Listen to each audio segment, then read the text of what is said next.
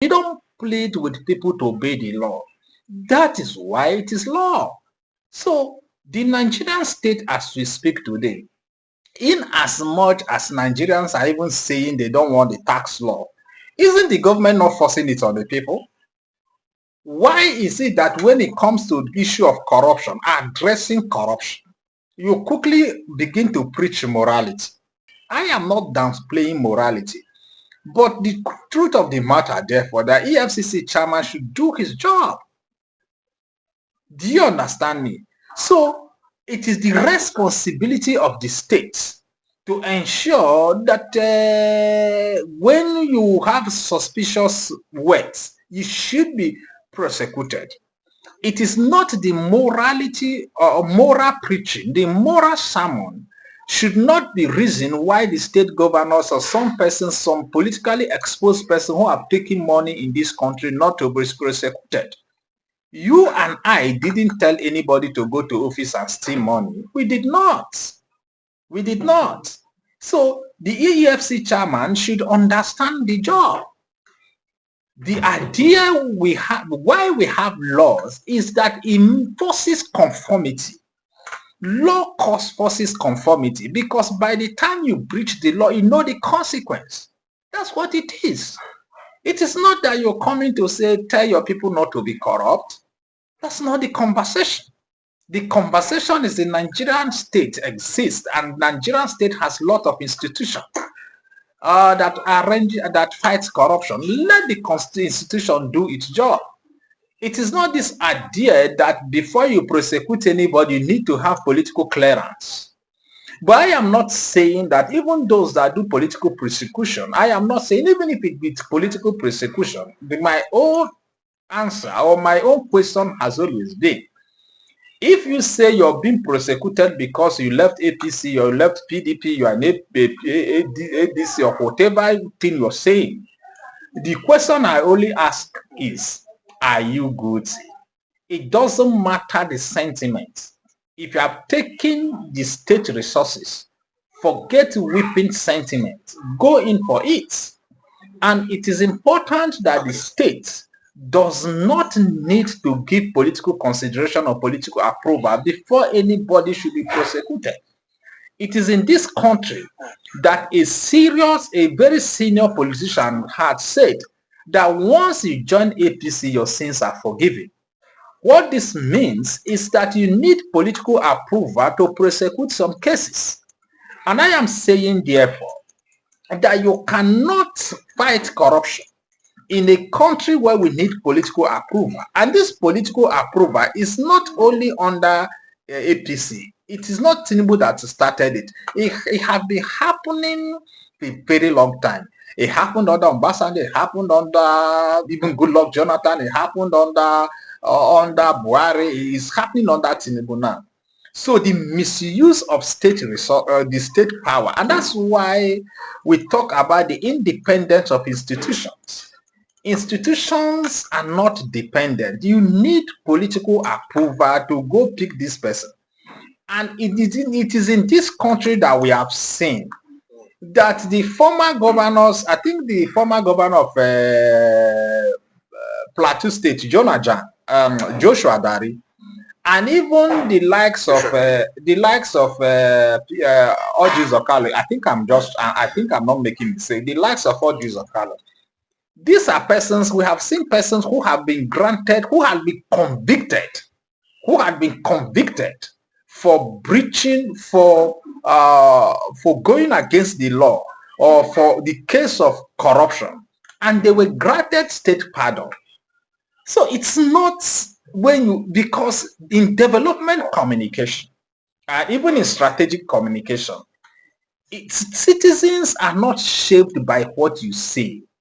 Citizens or societies are shaped by what they do, what they see you do. So your actions are more important than what you say. The communication becomes more powerful in your action more than what you say. What I'm saying, therefore, is that the conversation about the morality preaching, the sermon preaching, that people should be telling their people not to be corrupt, that is lame intellectual conversation. You just need to activate the law. Whether you like it or not, we know when you steal public resources, you know the punishment. That is what is obtainable in other parts of the world. If you dip your hand into public resources in China, you know what will happen to you, Bishop. So in other countries of the world, in China, when you steal money, you are being executed. In other countries, when you steal money, some people even commit suicide. But in Africa, in Nigeria, when you steal public resources, you present yourself for election. Okay, are you saying that for example, that the law enforcement agency cannot also look at the moral aspects of some of the causes of corruption, because that we cannot take that away from that. There is a moral challenge as per why some of these things, especially the issue of these Yahoo things, are you saying that they should not also look at that side, that the law enforcement agencies should not focus on this side, they should just focus on only law enforcement alone? Well, first and foremost, I didn't say that morality is not good. Morality is good. Okay. But I'm saying, first is that EFCC is not National Orientation Agency. Did you get that? Okay. EFCC is not National Orientation Agency. EFCC is an anti-corruption agency. And it is the weak applicability of law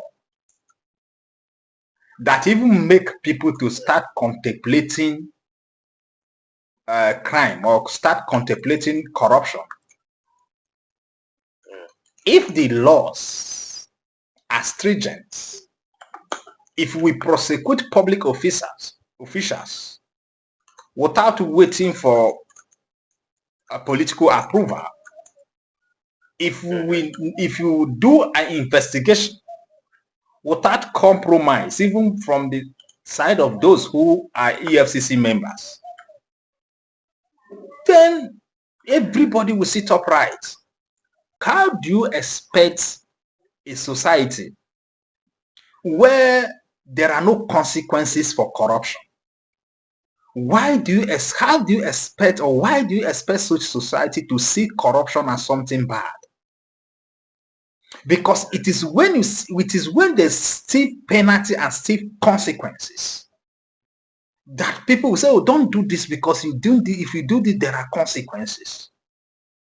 How do you expect a society where somebody that have stolen huge resources, rather than the government put him to trial and jail him, the government comes around to give him more political appointment because they know that he may use such money to buy your political allegiance? Do you understand me? How many politicians in this country can actually come out and defend the money they have?